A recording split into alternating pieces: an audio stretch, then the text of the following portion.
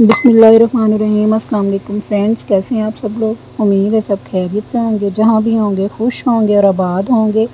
तो आज मैं आपके साथ एप्पल के जूस की रेसिपी शेयर करने जा रही हूँ। जूसर मशीन के बगैर हमने ये जूस तैयार करना है। बहुत ही छोटी रेसिपी है, तो आपने वीडियो को स्किप नहीं करना। और जो लोग चैनल पर नए हो, चैनल को ज़रूर सब्सक्राइब करें और वीडियो को लाइक ज़रूर दें। मैं लाइक का बार बार कहती हूँ, फिर भी मेरे लाइक्स कम ही हैं, तो काइंडली भूला ना करें। मुझे पता है आप लोग भूल जाते हैं।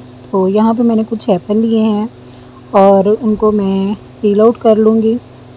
ठीक है, आपके सामने मैं कर रही हूँ। एप्पल आप ज़्यादा या कम भी ले सकते हैं, जितने गिलास आपने जूस बनाना है उसके हिसाब से। मैं यहाँ पे 2 गिलास के लिए इतने एप्पल ले रही हूँ। आप मेरे एप्पल गिन लेना। ठीक है, यहाँ पे देखिए मैंने धो के अच्छे से साफ़ करके उनको पील आउट कर लिया है और एप्पल मैंने कटिंग कर लिए हैं, सीड्स अलग कर दिए हैं।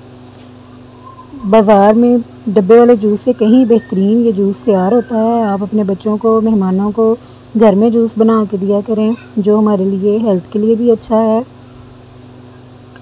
वीडियो अच्छी लगे तो वीडियो को शेयर ज़रूर करना आप। यहाँ पे मैं आइस क्यूब ली हैं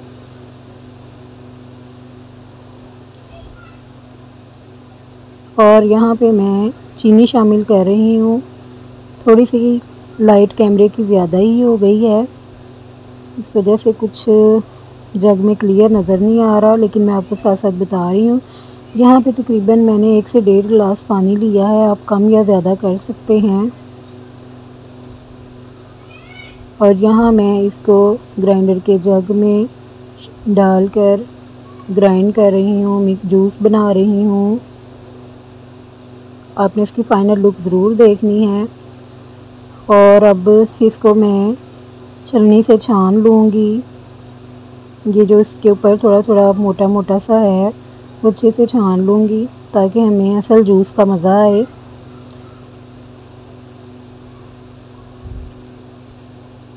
आप चाहें तो इसको भी आप वेस्ट ना करें, जो इसके अंदर से आपने छानना है, इसका भी आप कुछ भी बना सकते हैं, हलवा बना सकते हैं।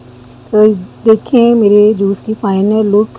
कैसा लगा आपको मेरा जूस, ये तो मैं ख़ुद पीकर बताऊंगी और आप अपने घर में बनाकर फिर मुझे बताना और कमेंट में ज़रूर बताना आपको मेरी ये छोटी सी रेसिपी कैसी लगी। क्योंकि हर घर में मशीनें, जूसर मशीन मौजूद नहीं होती, तो आप इस तरह इजीली तैयार कर सकते हैं। ओके जी, अल्लाह हाफिज़।